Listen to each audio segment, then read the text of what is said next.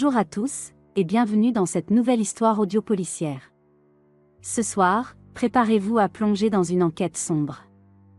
Le pouce de l'ingénieur est une nouvelle tirée du célèbre recueil de Sherlock Holmes. Tout commence lorsque Victor Atterley consulte Holmes après avoir perdu son pouce dans des circonstances mystérieuses. Engagé pour réparer une machine à la campagne, il découvre un atelier secret de fabrication de fausses monnaies. Les criminels tentent de le tuer. Dans sa fuite désespérée, il perd son pouce, piégé par la presse hydraulique. Sherlock Holmes et le docteur Watson mènent l'enquête pour retrouver les coupables au plus vite. Mais à leur arrivée, la maison est en flammes et les criminels se sont déjà volatilisés. Si vous aimez ces mystères, abonnez-vous et activez la cloche pour ne manquer aucune affaire. À très bientôt pour une nouvelle enquête policière. Merci de nous avoir écoutés.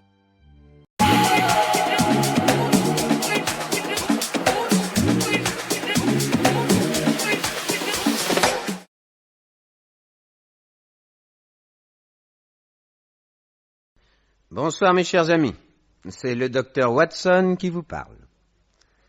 C'était au début du printemps de 1890, un matin. Sherlock Holmes et moi, nous étions douillettement assis sur le grand canapé à fleurs du salon de notre appartement de Baker Street. Devant nous, le feu de la cheminée faisait danser ses longues flammes rouges, tandis qu'au dehors, un épais brouillard se balançait entre les maisons désespérément grises. Holmes avait saisi une braise avec les pincettes, et il allumait religieusement sa longue pipe de merisier, qu'il préférait à son habituelle pipe en terre, quand son humeur le portait plus à la discussion qu'à la méditation. Je viens de lire, Watson, le nouveau recueil que vous avez fait paraître sur les enquêtes que j'ai eu la joie de mener avec vous. Chaque histoire est fidèlement rapportée, et le style en est très vif, bravo.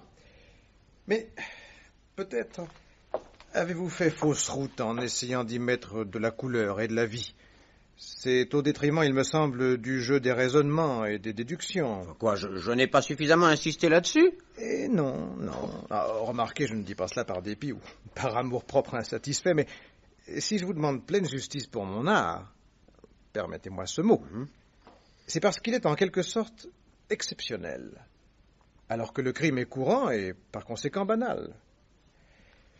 Non, je crois que de vos recueils, vous auriez dû faire un cycle de conférences plutôt qu'une série de contes. Excusez-moi, mais j'ai la certitude de mieux servir votre gloire en écrivant des contes. Ma gloire.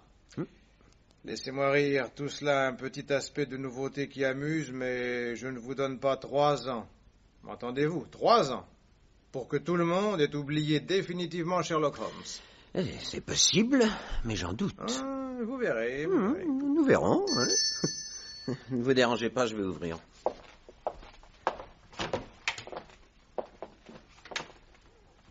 Bonjour monsieur, je voudrais voir le docteur Watson. C'est moi-même. Docteur, je viens pour une consultation.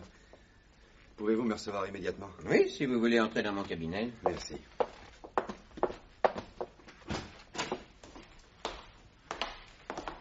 Asseyez-vous. De quoi s'agit-il? Ah, mais vous êtes blessé. Mais qu'est-il arrivé à cette main? Mon pouce a été sectionné. Profondément? Il est tombé et je n'ai même pas eu le temps de le ramasser. Comment? C'est comme je vous le dis.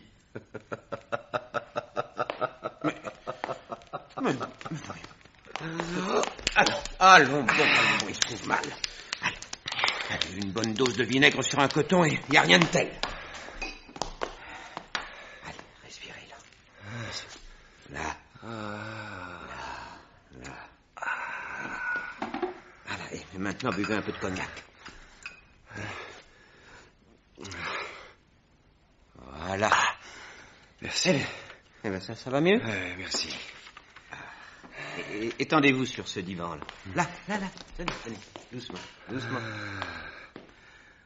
Je me sens mieux. Excusez-moi, docteur, c'est stupide. Chut, ne parlez pas. Je vais vous faire un pansement. Merci.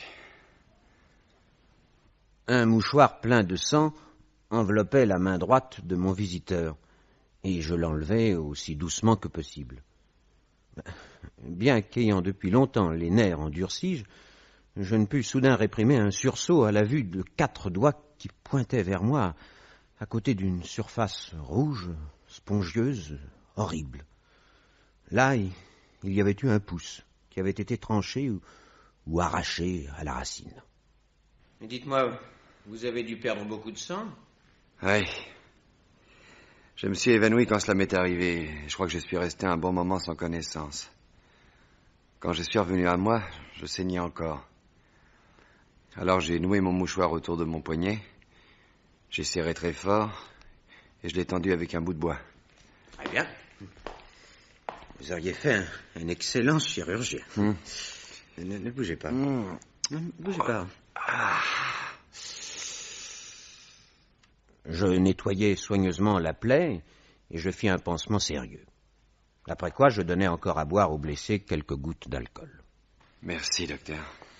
Votre blessure a été provoquée par un instrument très lourd et très tranchant, ce que je viens de constater. Oui. Un coup près de boucher. C'est un accident? Non, pas du tout. Quoi? Un acte criminel?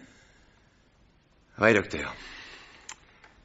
D'ailleurs, je vais être obligé d'aller raconter mon aventure à la police. Mais entre nous, si l'état de ma main n'en était pas la preuve, je me demande s'ils me croiraient. C'est une histoire tellement curieuse et tellement invraisemblable. Et les indices que je peux fournir sont si vagues que je doute de voir jamais la justice frapper les coupables.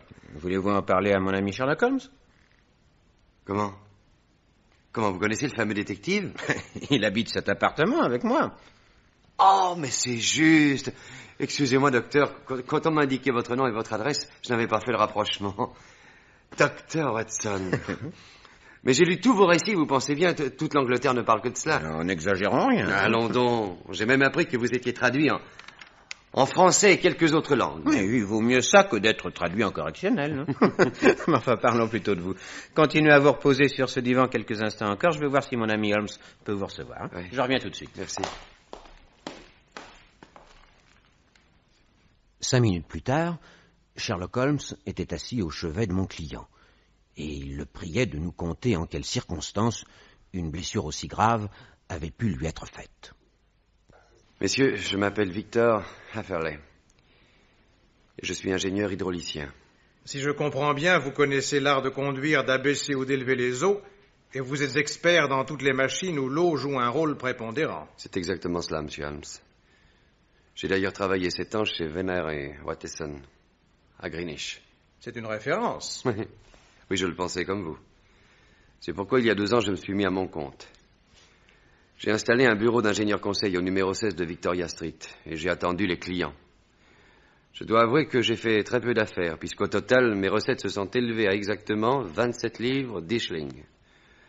J'ai à peu près mangé tout ce que m'a laissé mon pauvre père, et hier, au début de l'après-midi, j'en étais à me demander si je ne devrais pas changer de métier, quand on sonna. J'ouvris un gentleman d'une 40aine d'années, et je devinai vite qu'il était de nationalité allemande. Monsieur Arthuré, C'est moi. colonel Lysander Stark. Si vous voulez entrer, mon colonel. Pardon.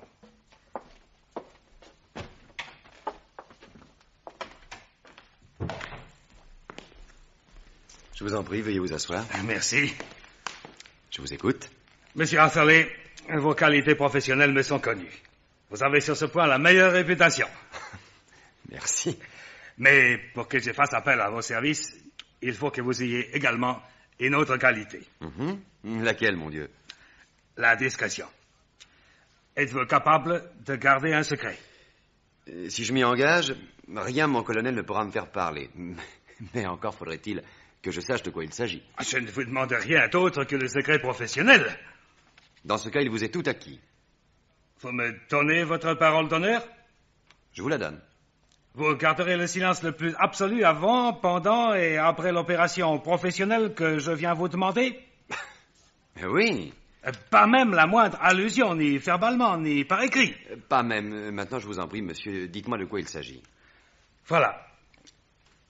Est-ce que pour une nuit de travail, vous accepteriez 50 guinées? 50 guinées? Oui. Mais certainement. Quand je dis une nuit de travail, probablement devrais-je dire 1 heure. Car j'ai uniquement besoin de votre avis sur une presse hydraulique qui est déréglée. Vous dites ce qui ne va pas, Et nous réparerons nous-mêmes. Ces honoraires vous conviennent? Oui, mais honnêtement, ils me semblent un peu élevés pour le travail que vous attendez de moi. Oh, peu importe. Et nous sommes ravis de vous faire plaisir. Nous voudrions que vous veniez ce soir par le dernier train. Et où cela? À Efford, dans le Berkshire. Il y a un train à la gare de Paddington qui vous mettra là-bas à 11h15. Bon. Je viendrai vous prendre en voiture. Nous sommes à 20 kilomètres de la gare d'Efford. Et dans ce cas, nous ne serons guère chez vous avant minuit, et je suppose que je n'aurai pas de train pour rentrer. Ah non, mais nous mettrons une chambre à votre disposition. C'est bien compliqué. Et ne pourrais-je pas venir à une autre heure, moins incommode? Non, nous préférons ce moment-là.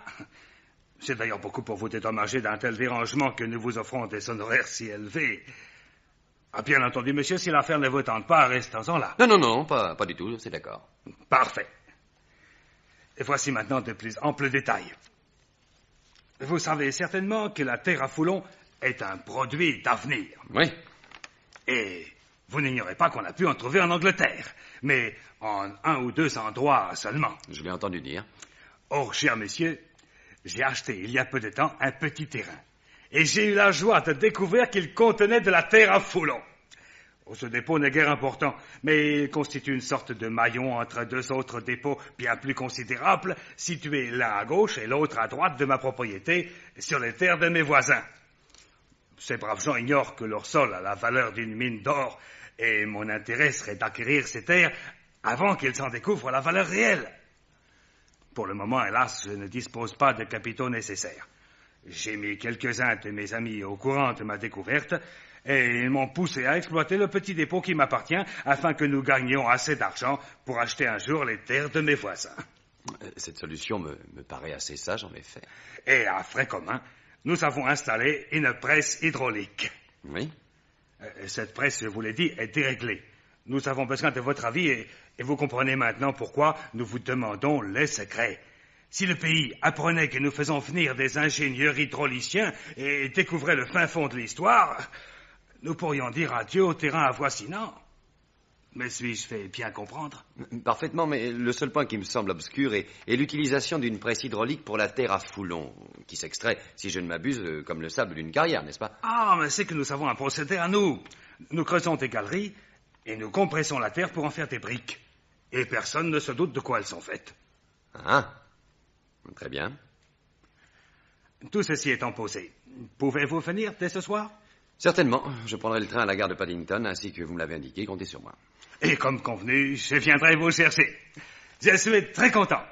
À ce soir, monsieur. À ce soir, mon colonel. Cette question de terre à foulon ne vous a pas semblé un peu bizarre? Si. Remarquez, en matière de technique nouvelle, il ne faut jamais s'étonner de rien. Mais je pressentais que le colonel avait plus ou moins inventé cette histoire pour expliquer la discrétion qu'il exigeait de moi. Oui, c'est bien mon avis. Alors, muni d'une petite valise, je débarquai à Efford par le dernier train. Il était 11h15. J'étais le seul voyageur à descendre et dans l'obscurité presque totale. Il n'y avait sur le quai qu'un employé qui agitait une lanterne.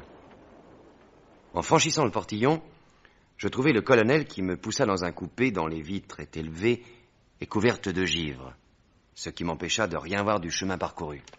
Un seul cheval? Oui, un seul. En montant, avez-vous pu vous rendre compte s'il était frais ou fatigué? Grâce aux lanternes, j'ai vu que c'était un alezan frais et bien lustré. Parfait. Ensuite? Ensuite, nous filâmes pendant 1 heure. Un assez bon train, malgré une route mauvaise. Assis à côté de moi, le colonel ne desserrait pas les dents. Aux quelques questions que je posais, il me répondit par des grognements. Enfin, la voiture s'arrêta. Je me rendis compte que nous étions devant une porte cochère.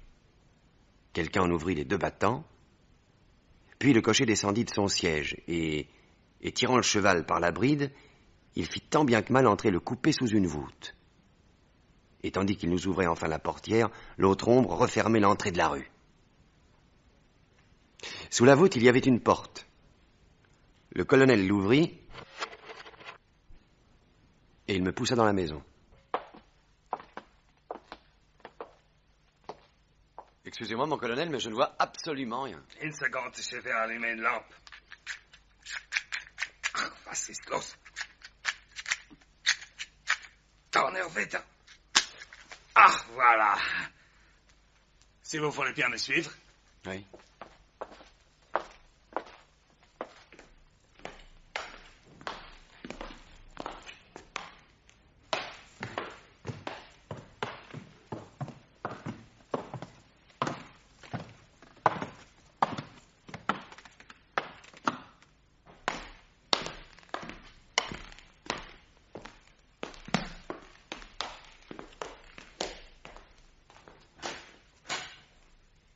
Veuillez entrer dans cette chambre. Vous verrez, il y a un bon lit. Je vous ramènerai demain matin pour le premier train à 5 heures. En attendant, je vous laisse disposer vos affaires de nuit. Et je viendrai tout à l'heure pour vous montrer la machine. J'allais à la fenêtre pour essayer d'apercevoir si peu que ce fût au dehors. Mais il y avait un volet de chaîne qu'il me fut impossible de pousser. Je me rendis compte qu'il était bloqué de l'extérieur par une barre de fer transversale. J'écoutais. Silence total. Je me sentis envahi par un vague malaise, car tout me semblait de plus en plus mystérieux, et je frissonnais à la pensée que je me trouvais seul, sans défense, dans une maison inconnue, en pleine campagne. Soudain, je vis qu'une seconde porte que je n'avais pas tout d'abord remarquée s'ouvrait lentement. Et une femme apparut. Elle était jeune, très belle, et elle mit un doigt sur ses lèvres. Quand elle s'approcha de moi, je lus sur son visage une angoisse voisine de la terreur. Allez-vous-en. Allez-vous-en vite pendant qu'il a encore temps. Mais que dites-vous, madame? Partez. Pour vous, il n'y a ici rien de bon à attendre. Mais madame, je n'ai pas encore fait ce pourquoi on m'a demandé de venir. Je ne peux pas partir avant d'avoir vu la machine, c'est impossible. Pour l'amour du ciel, écoutez-moi. Partez vite. Partez avant qu'il ne soit trop tard. À voir les yeux hagards de cette femme, je me demandais si elle avait toute sa raison. Peut-être était-elle folle. Et, je l'avoue, la promesse des 50 guinées dont j'avais grand besoin m'incita à attacher moins d'importance qu'il aurait fallu à l'avertissement qui m'était donné. D'ailleurs, des pas se firent entendre dans l'escalier. Et ma visiteuse s'enfuit par la petite porte.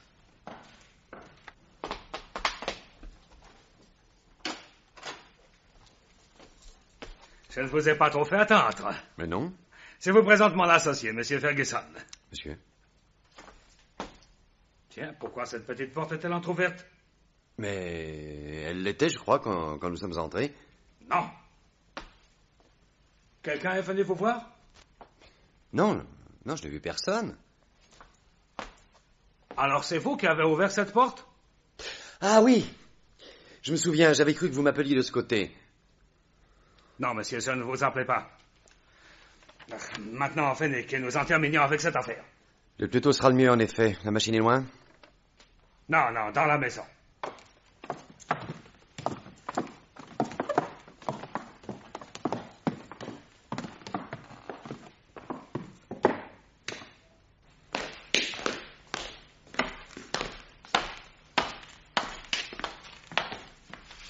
C'est ici. Si vous voulez entrer, je fais pénétrer avec vous, mais Ferguson restera dehors, car ainsi que vous le voyez, cette pièce est minuscule. Entrez. Nous sommes où? À l'intérieur même de la presse hydraulique. Les murs de cette pièce en forment les parois. Et le plafond que nous avons au-dessus de nos têtes n'est autre que le plateau du piston qui monte et descend à volonté. Ah bon? Autrement dit, si quelqu'un s'avisait de mettre la machine en marche, nous aurions intérêt à sortir au plus vite. Oui, parce que le piston a une puissance d'écrasement de plusieurs tonnes. Ah, parfait. Sortons, je vais vous montrer à l'extérieur les colonnes d'eau qui reçoivent la force et qui la transmettent en la multipliant selon la technique que vous connaissez bien. Oui. Mais depuis quelque temps, il y a une perte de puissance dont nous ne trouvons pas la cause. Veuillez examiner tout cela en détail et nous donner votre diagnostic. Entendu. Je montai à l'étage au-dessus où se trouvaient les manettes de commande et la partie principale du mécanisme. Un quart d'heure plus tard, j'étais à même de donner l'explication demandée. C'est grave? Non. Quand de l'extérieur, j'actionne les manettes de commande comme ceci, ce sifflement indique s'il y a une légère fuite, ce qui cause une régurgitation d'eau à travers l'un des cylindres latéraux. Venez par ici. Regardez. Le ruban de caoutchouc qui cercle la tête de cette tige de commande s'est contracté, de sorte qu'il ne garnit plus tout à fait la cavité au long de laquelle il doit travailler. La réparation consiste donc à changer le caoutchouc. Tout simplement. Pensez-vous que nous puissions le faire nous-mêmes? Mais très facilement, à condition d'utiliser un caoutchouc du gabarit exact et d'avoir une clé anglaise suffisamment forte, tout simplement. Mais nous allons voir ça tout de suite à l'atelier. Nous remontons dans 1 minute. En les attendant, et par pure curiosité, je descendis de nouveau dans la petite pièce intérieure, afin de l'examiner en détail. Les parois étaient constituées de lattes de bois, comme un tonneau. Mais le sol était en acier. Bien entendu, pas la moindre trace de terre à foulon. Soudain, mon attention fut attirée par des espèces de croûtes métalliques, écrasées çà et là sur le sol. Je m'agenouillai et je tentai de les gratter avec l'ongle, afin d'identifier l'amalgame qui les composait. Sans que je m'en aperçoive, le colonel était revenu. Il s'encadrait maintenant dans la porte et me regardait avec une fureur non dissimulée. Qu'est-ce que vous faites là? Je suis en train d'admirer votre terre à foulon. Mais je pourrais certainement vous être de meilleurs conseils si vous me disiez carrément dans quel but vous utilisez cette machine. Prenez garde d'être trop curieux. Avec votre terre à foulon, vous m'avez raconté une histoire à dormir debout, et je n'aime pas beaucoup qu'on se moque de moi. Vous feriez mieux de vous taire. Pas avant de vous avoir dit ce dont je suis certain maintenant. Vous utilisez cette presse hydraulique pour des buts excessivement louches. Alors tant pis, tu l'auras voulu.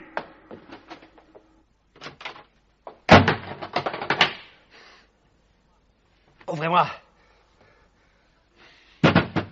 Ouvrez-moi.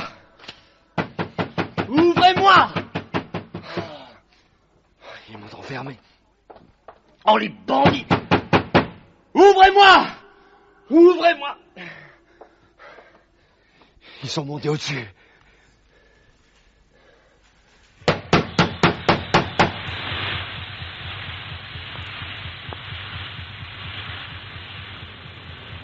Qu'est-ce qu'ils font?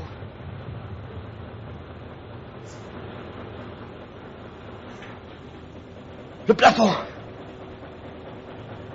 Le plafond. Le plafond qui descend.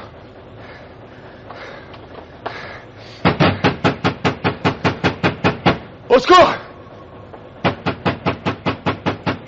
Ouvrez-moi! Au secours! Au secours! La lampe brûlait encore sur le sol où je l'avais posée. Et je voyais distinctement le plafond descendre lentement, par infimes saccades, mais avec une terrifiante régularité. Je suppliais le colonel de me faire sortir, mais l'incessant vacarme de la machine étouffait mes cris. Au-dessus de ma tête, maintenant, le plafond n'était plus qu'à une trentaine de centimètres. De ma main levée, je touchais sa surface rugueuse. Une pensée me traversa l'esprit. Tant qu'à faire de mourir, mieux valait ne pas trop souffrir. Et le degré de cette souffrance allait dépendre de la position dans laquelle je serais broyé. Si je m'étendais à plat ventre, le plateau écraserait ma colonne vertébrale. Et je frémis en imaginant le craquement de mes os. Sur le dos, ce serait plus facile peut-être. À condition que mes nerfs supportent le spectacle du plateau descendant lentement pour m'écraser. Déjà, je ne pouvais plus me tenir debout. Soudain, mes yeux affolés aperçurent un rai de lumière jaune. Il venait de surgir dans l'interstice de deux lattes qui formaient la paroi. La pointe d'un ciseau à froid s'insinua entre elles. Et d'une pesée les fit éclater. Puis deux autres encore. Je me ruai. Et de toutes mes forces, donnai de l'épaule sur d'autres lattes, qui cédèrent également. Alors je me lançai à corps perdu par l'ouverture. Et j'atterris de l'autre côté à demi évanoui.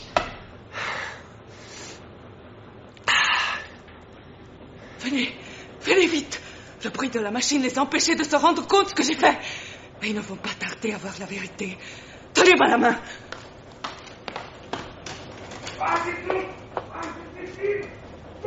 Chut. Écoutez. Ils viennent de constater que vous vous êtes échappé. Ils seront ici dans 1 minute. Vite. Entrez dans cette chambre et sautez par la fenêtre. Elle parlait encore quand une lumière jaillit à l'extrémité du couloir. Et je vis le colonel, suivi de son associé, se précipiter, une lanterne dans une main et dans l'autre une sorte de couperet bouché. Je fonçai dans la chambre. J'escaladai la fenêtre. Mais une fois suspendu par les mains au rebord de la maçonnerie, j'hésitais à sauter, tant la hauteur était impressionnante. Bertha, où est cet homme? Où est-il? Hans, rappelez-vous ce que vous m'avez promis la dernière fois. Vous m'avez juré que vous ne recommenceriez plus. Elle parlera. Laissez-moi passer. Ah ça, vous voulez qu'on nous perde? Laissez-moi passer, vous dis-je. Il la repoussa et se rua à la fenêtre pour me frapper avec son arme. La jeune femme fit dévier le coup et le tranché m'atteignit au pouce. Je ressentis une vive douleur. Je lâchai prise et tombai dans le jardin. La chute ne m'avait pas blessé. Malgré le choc, je me relevai et marchai dans la nuit aussi vite que je pus, car je n'étais pas hors de danger. Soudain, je fus pris de vertige. Je regardai ma main et je sentais une douleur lancinante. Et pour la première fois, je vis que mon pouce avait été coupé net. Je commençai à nouer mon mouchoir, mais mes oreilles se mirent à bourdonner et je tombai évanoui. Quand avez-vous repris connaissance? Au moment où le jour commençait à se lever. Mes vêtements étaient trempés de rosée. Je m'aperçus que le sang inondait mes vêtements et une vive douleur à la main me rappela en un éclair toutes les péripéties de la nuit. Je serrai mon mouchoir aussi fortement que je le pus et je me levai. À mon grand étonnement, je ne vis ni le jardin ni la maison du colonel allemand. J'étais près d'une route qui menait à un long bâtiment. En m'approchant, je constatai que c'était la gare d'Eyford, par laquelle j'étais arrivé la veille au soir. Ces bandits vous avez ramenés là? Oui. Le chef de gare me donna de quoi me laver. Je lui demandai s'il connaissait le colonel Stark. Il n'en avait jamais entendu parler. Le poste de police le plus proche étant à 6 kilomètres, il me conseilla de rentrer à Londres et de prévenir Scotland Yard. Oui, c'est ce qu'il faut faire le plus tôt possible. Que pensez-vous de cette aventure, monsieur Holmes? Permettez une seconde. Sherlock Holmes disparut et revint quelques minutes plus tard avec l'un de ses gros cahiers où il collait des coupures de presse. Voici un fait divers qui vous intéressera sûrement. Il a paru dans les journaux il y aura bientôt 1 an. Lisez-nous cela, Watson. Un jeune ingénieur hydraulicien, M. Yemrich Eiling, âgé de 28 ans, a disparu depuis le 9 courant. Il a quitté son logis à 10 heures du soir et depuis personne ne l'a revu. Voici son signalement, etc., etc. Et voilà, à mon avis, qui nous indique clairement la dernière fois où le colonel Stark a eu besoin de faire régler sa machine. Oui, et qui explique également les paroles de la jeune femme. En effet. Il est certain que le colonel est un homme implacable et résolu à écarter de son chemin quiconque aurait pu voir clair dans son jeu. Les pirates, eux non plus, ne laissaient pas de survivants quand ils capturaient un navire. Nous nous rendîmes à Scotland Yard avec Asselet, qui fit sa déclaration, et l'on désigna l'inspecteur Bradstreet pour mener officiellement l'enquête. Bradstreet avait beaucoup d'admiration pour Sherlock Holmes, et il fut ravi de profiter de sa collaboration. Environ 3 heures après, nous étions tous les 4 dans le train qui nous emmenait à Eyford. L'inspecteur avait étalé sur la banquette une carte d'état-major de la région, et avec un compas, il traçait un cercle qui avait Eyford pour centre. Voici, messieurs. Puisque le colonel Stark a déclaré à M. Atherley qu'il habitait à 20 km de la gare d'Eyford, sa maison doit donc se situer quelque part non loin de cette ligne circulaire. Et vous pensez, monsieur Hasselec, qu'ils auraient pu vous ramener près de la gare pendant votre évanouissement? C'est certain. Je n'arrive pas à comprendre pourquoi ils vous auraient épargné quand ils vous ont trouvé évanoui. Et pourquoi ils se sont donné la peine de vous transporter. Mais pour brouiller les choses. La présence d'un blessé ou d'un cadavre à 20 kilomètres d'ici, près de leur maison isolée, les aurait accusés. Mais vous avez raison. Maintenant, messieurs, si vous voulez regarder cette carte, selon vous, où devrait se trouver la maison du crime? Je crois que je pourrais poser mon doigt dessus. Quoi, monsieur Holmes? Vous seriez déjà fait une opinion? Et vous? Moi, je parie pour le sud, car la région est beaucoup plus déserte de ce côté. Moi, je parie pour l'Est, d'après la position de la Lune au moment où je me suis échappé. Pendant votre trajet en voiture, monsieur Hasselec, avez-vous eu l'impression que le coupé gravissait des côtes? Non. Une fois peut-être, et encore. Et dans ce cas, je pencherais pour le nord ou l'ouest, où il n'y a presque pas d'accident de terrain. Si je comprends bien, nous penchons pour les 4 points cardinaux. À qui apportez-vous votre suffrage, monsieur Holmes? Messieurs, vous vous trompez tous. Excusez-moi, mais il faut bien que l'un de nous ait raison. C'est au nord, au sud, à l'est ou à l'ouest? Non, c'est ici, au centre. À Hayford? Oui. Mais alors que faites-vous de la course de 20 kilomètres? 10 en avant et 10 en arrière, rien de plus simple. Vous m'avez dit vous-même que le cheval était frais et bien lustré quand vous êtes monté en voiture. Oui. Comment aurait-il pu l'être s'il avait déjà trotté pendant 20 kilomètres sur de mauvaises routes? Et vous estimez cet argument suffisant? Non. Non, mais il vient confirmer la certitude que j'avais déjà, à savoir que le colonel n'était pas homme à faire grâce, et que s'il l'avait pu, il aurait tué M. Hatherley pour le faire disparaître comme le premier ingénieur. Il ne se serait pas donné la peine de faire 20 kilomètres pour ramener sa victime vivante parmi les hommes. Quand nous arrivâmes à Hayford, Sherlock Holmes nous entraîna sur un promontoire qui dominait le village afin d'avoir une vue d'ensemble. Il y a peut-être là 200 maisons. Nous aurons trouvé celle du colonel d'ici 2 ou 3 heures, peut-être même beaucoup plus vite. Mais comment? Vous le verrez. Nous descendîmes dans le village, et là, Sherlock Holmes s'enquit d'un loueur de voiture. On nous indiqua un certain Chickens, qui n'eut rien à refuser à l'inspecteur Bradstreet de Scotland Yard. Possédez-vous un coupé? Oui, monsieur. Veuillez nous le montrer. Si vous voulez venir par ici.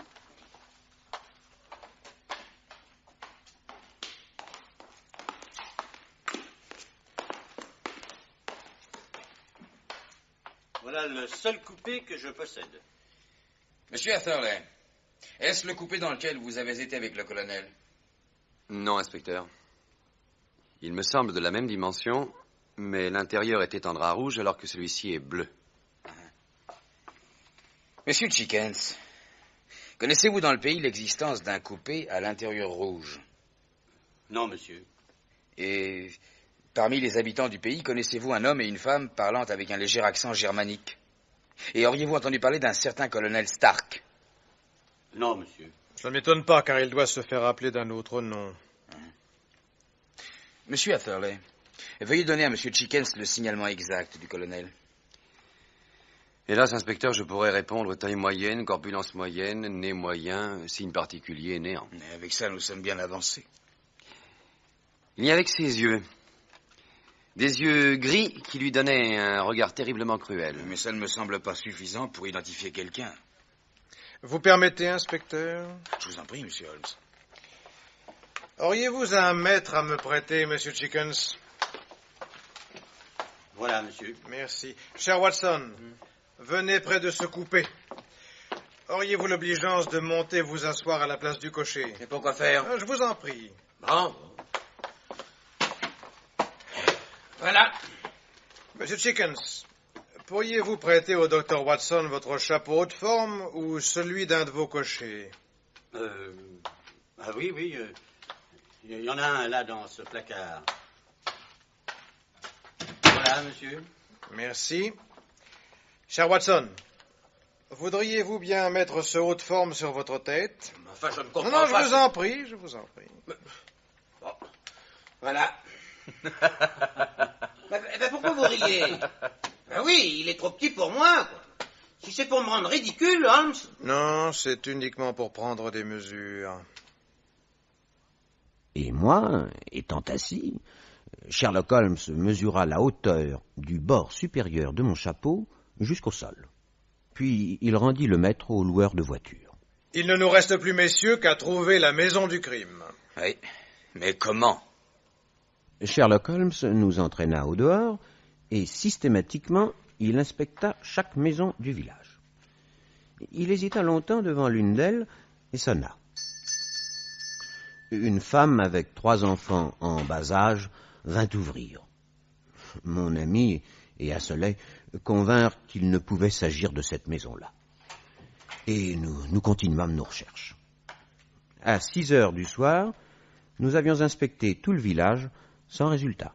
Monsieur Heatherley, pourriez-vous retrouver l'endroit où vous avez repris connaissance ce matin à l'aube? Peut-être. Il faudrait que nous repartions de la gare et que j'essaie de refaire le trajet en sens inverse. Nous le suivîmes. Et avec bien du mal, il crut reconnaître enfin l'endroit en question.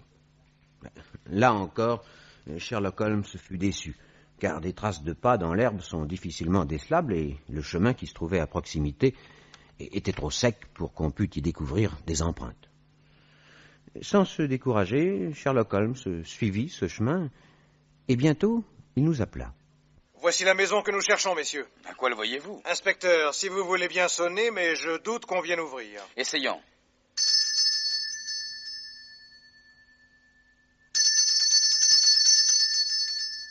Il ne nous reste plus qu'à forcer la porte et nous n'avons pas grand-chose à craindre car les oiseaux se sont envolés. Vous croyez?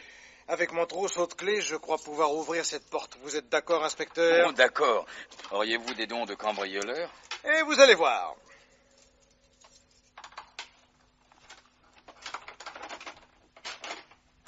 Bravo. Chut. Vous entendez? Oui, c'est une femme qui gémit. Ça vient de par là. Allons vite.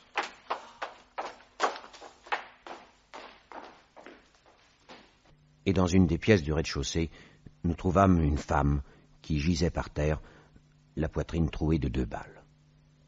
Elle n'était pas morte. Monsieur Holt, c'est la jeune femme qui m'a sauvé la vie. Et ils ne lui ont pas pardonné. Ah, écoutez. Écoutez, que dit-elle? Elmau. Ce doit être un nom de pays, d'Allemagne ou d'Autriche. Sherlock Holmes nota ce nom sur une de ses manchettes, et je m'occupais immédiatement de porter secours à la malheureuse qui, hélas, expira pendant son transfert à l'hôpital. Dans la maison, on trouva la fameuse presse hydraulique qui, en réalité, servait à fabriquer de la fausse monnaie. Le colonel, son complice et probablement un domestique s'étaient enfuis avec le coupé en emportant un coffre très lourd qui avait laissé sur le sol de nombreuses traces et qui devait contenir les pièces de simili-argent qu'ils avaient fabriquées. Les 3 hommes avaient pris le bateau à Southampton pour une destination inconnue. Mais Sherlock Holmes réussit à découvrir un petit village appelé Elmau en Autriche. C'est là que la police autrichienne retrouva les 3 faux monnayeurs qui furent remis immédiatement aux autorités britanniques.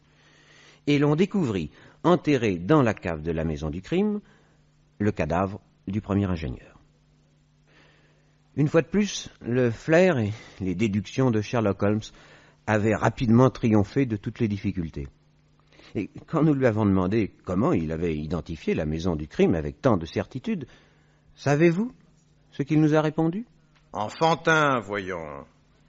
Vous m'avez dit, monsieur Heatherley, que le coupé s'était arrêté devant une porte cochère que quelqu'un avait ouverte en vous entendant arriver.